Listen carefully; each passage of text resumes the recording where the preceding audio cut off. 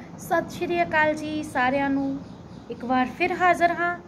पंचवी जमात का दूसरा पाठ विशा पंजाबी लैके जो असी कल पढ़िया सी गतका पाठ बारे जानकारी लई सी उसका कुछ हिस्सा जिहड़ा आ मैं अज तुहाडे नाल साझा करांगी। सो बच्चिओ जिहड़ा गतका आ ये सानू सारिਆਂ ਨੂੰ पता कि बहुत हरमन प्यारी खेड है। ये पहला पहल जिहड़ा आनंदपुर साहिब ते पौंटा साहिब विखे ये जिहड़े बहुत वड्डे केंद्र जिहड़े स्थापित किए सन। होले महल्ले समय जिहड़ा आ गतके दी वड्डी पद्धर ते जिहड़े मुकाबले करवाए जाते हैं सन। बीते समय विच इस खेड का एक फायदा ये सी कि जिहड़े ये खेड वधिया तरह खेड लैंदे सन उन्हां विचों ही फौज की भर्ती जिहड़ी कर लई जाती सी। हरी सिंह नलूआ जी नूं भी महाराजा रणजीत सिंह ने इसी तरह ही पहचानिया सी। अजकल कुछ स्कूलों कॉलेजों ते यूनीवर्सिटियां विच भी गतका खेडण की सिखलाई दिती जाती है क्योंकि विद्यक मुकाबलियां दा इस खेड नूं हिस्सा बना लिया गया है। सो फैंसिंग जिहड़ी आ ये एक खेड गतके दा ही सुधरिया होया रूप है।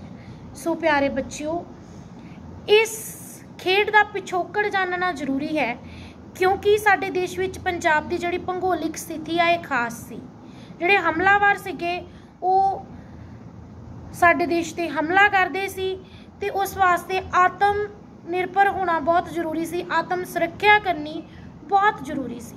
सो आत्म सुरक्षा दे करके ही ये खेड जिहड़ी आ ये होंद विच आई ते असीं जिहड़े सी ये अपने विरोधी का मुकाबला करने लई हमेशा ही तैयार रहिंदे सी। सो प्यारे बच्चिओ कुछ गल्लां इस खेड बारे होर कि जिवें मैं तुहानूं दस्सिया है कि गतके की शुरुआत श्री गुरु हरगोबिंद साहिब जी के समय तो हुई।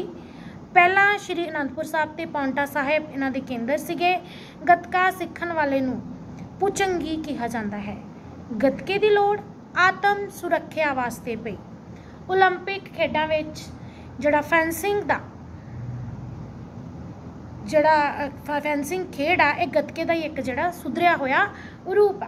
सो प्यारे बच्चों ये सी साडा अज का मतलब पाठ जिहड़ा कि गतका पूरा होया। हुण असीं इस नाल संबंधित जिहड़े आ वो प्रश्न उत्तर करांगे।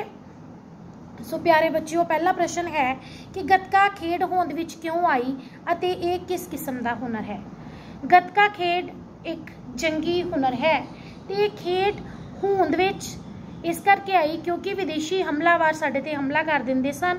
उस समय सानू आत्म सुरक्षा की लोड़ पैंदी सी ते इस आत्म सुरक्षा दे करके ही ये खेड होंद विच आई तां जो असी अपने आप नू सुरक्षित कर सकीए दुश्मनां तो। सो दूसरा प्रश्न है गतका खेडण समय किहड़े-किहड़े हथियार वरतों विच लिआए जांदे हन।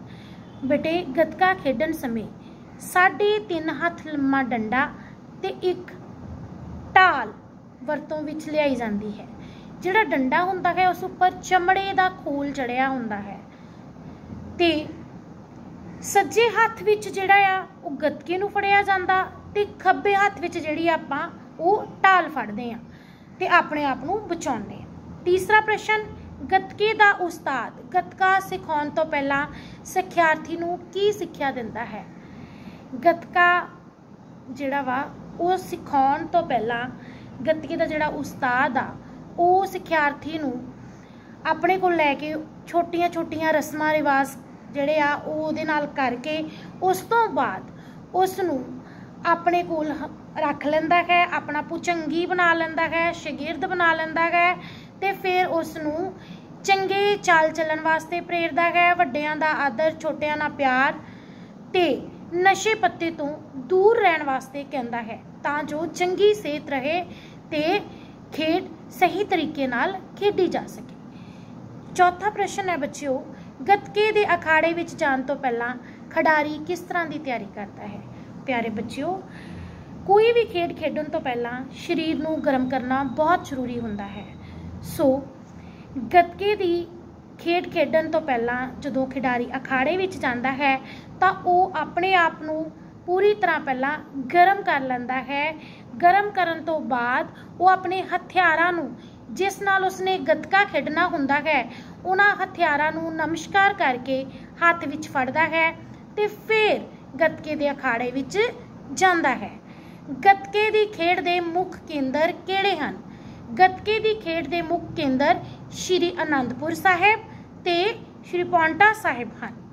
ਅੱਜ ਕੱਲ੍ਹ ਗੱਤਕੇ ਦੀ ਖੇਡ ਕਿੱਥੇ ਕਿੱਥੇ ਖੇਡੀ ਜਾਂਦੀ ਹੈ?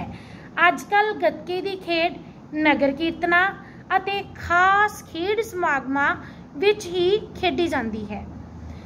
ਕੁਝ ਯੂਨੀਵਰਸਿਟੀ ਤੇ ਕਾਲਜਾਂ ਵਿੱਚ ਵੀ ਜਿਹੜੀ ਆ ਇਹ ਖੇਡ ਖੇਡੀ ਜਾਂਦੀ ਹੈ ਜਾਂ ਬੱਚਿਆਂ ਨੂੰ ਸਿਖਾਈ ਜਾਂਦੀ ਹੈ।